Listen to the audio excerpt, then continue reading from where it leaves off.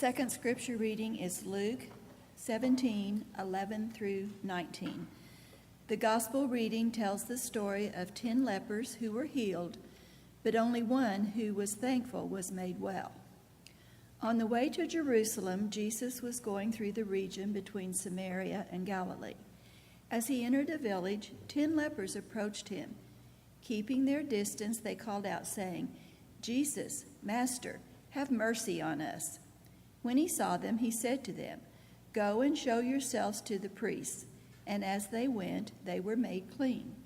Then one of them, when he saw that he was healed, turned back, praising God with a loud voice. He prostrated himself at Jesus' feet and thanked him, and he was a Samaritan. Then Jesus asked, "Were not 10 made clean? But the other 9, where are they? Was none of them found to return and give praise to God except this foreigner?" Then he said to him, "Get up and go on your way. Your faith has made you well." Before I begin, let me apologize. This may or may not be one of the shortest, if not the shortest, sermon you've ever heard me preach. So if you find yourself with extra time to browse the arts and crafts sale downstairs, or if you find yourself getting to the restaurant a little earlier than normal, you can either blame me or thank me, whichever seems appropriate. It seems that the reading we've just heard is pretty much about gratitude, or the lack of it. Only one of the 10 lepers healed returns to Jesus to say thank you. And he does so with loud acclamations, shouts of joy, if you will, and actually prostrates himself at Jesus' feet. What makes us shout for joy at the top of our voices, at the top of our lungs? What would make us lie down on the ground, face down, in front of someone through sheer joy and gratitude? Well, I suppose we might shout for joy when we get the good news that someone we love dearly has come safely through an operation and is going to be okay. I suppose we might shout for joy if our debts were suddenly gone and we had a new start in life. I suppose we might shout for joy at any number of things that really lift our spirits and turn our lives around. Prostrating ourselves is probably not something in this day and age that we're likely to do. But I figure God's pretty happy with shouts of joy or simply a quiet thank you. On closer inspection, though, the reading's about more than gratitude. Luke, as ever, focuses on Jesus' attitude and acceptance of the outsider. This particular leper, the 10th leper, was a Samaritan, a class of people hated and ostracized by the Jews. And yet Jesus once again demonstrates God's desire that all people must be included in divine love. As in other stories, we hear that this healed leper, this Samaritan, puts to shame the other 9 healed lepers who were Jews. Why did they fail to thank Jesus? Jesus sent them to the priest because it was the priest's responsibility to declare when people were healed so that they could once again be part of the community. Without such a declaration from the priest, they would need to remain on the outside. So perhaps the 9 Jews were afraid to go back to Jesus to thank him because he was, by now, fast becoming persona non grata with the Jewish authorities. Maybe they were so keen to get back to their families that everything else, including their good manners, went out the window.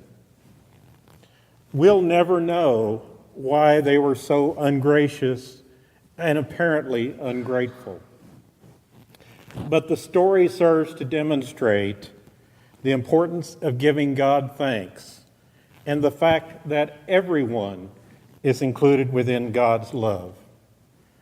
Now, I suppose the 9 cured lepers are an example and a reminder to us of the times when we fail to give God thanks and praise.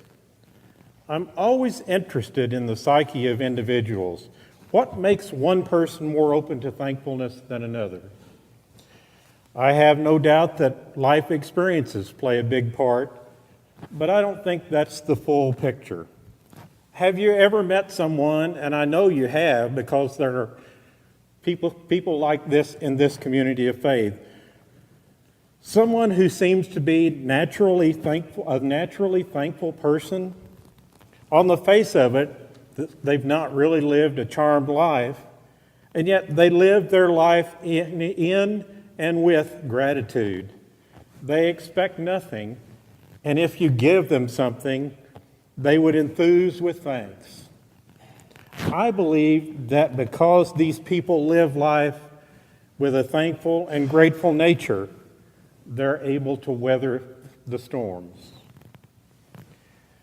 Many of us, and I include myself in this, are prone to a bit of whining and looking at things in a negative light, and yet what does it cost us to live gratefully?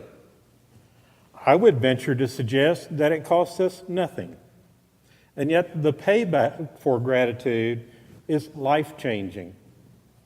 The combination of faith and thankfulness is a truly beautiful thing to behold in a person. Now, I don't know how many times we've heard sermons preached about inclusion. Every Sunday when we gather at the table, we make it a point to emphasize the inclusiveness of the South Street faith community. It's not that I can't think of anything else to preach about. It's because Jesus lived and demonstrated it so much that we can hardly ignore it. In the act of healing we heard about today, he didn't tell the despised foreigner, the Samaritan, to get his leprous body back to the cave he was living in and then just heal those who were his own people. He made no distinction whatsoever. He healed them all.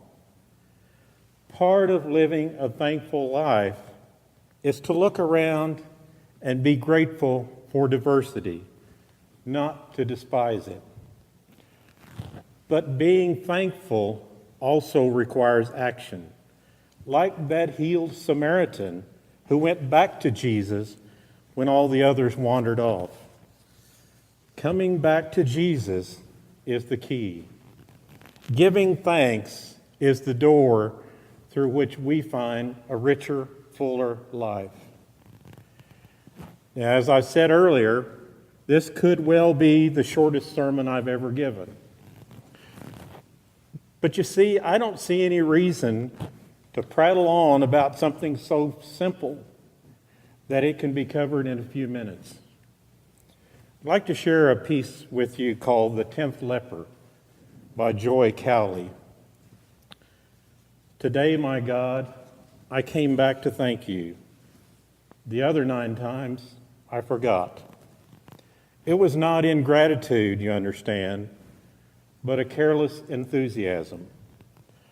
I prayed for healing, and when it came, I got swept away on a wave of new energy and was so busy making up for lost time that somehow you got left behind. Today, my God, I remember to come back to the inner stillness where you waited to share in my rejoicing. I didn't run, but returned quietly, holding out my heart like a bowl containing all the thanks I knew.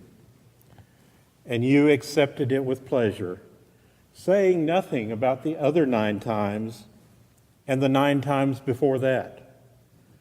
Then, when you gave my heart back to me, not empty, but overflowing with love, I experienced yet another healing. In conclusion, it seems to me the rhythm of life is faith and gratitude. May we all be richly blessed with and by both. Amen.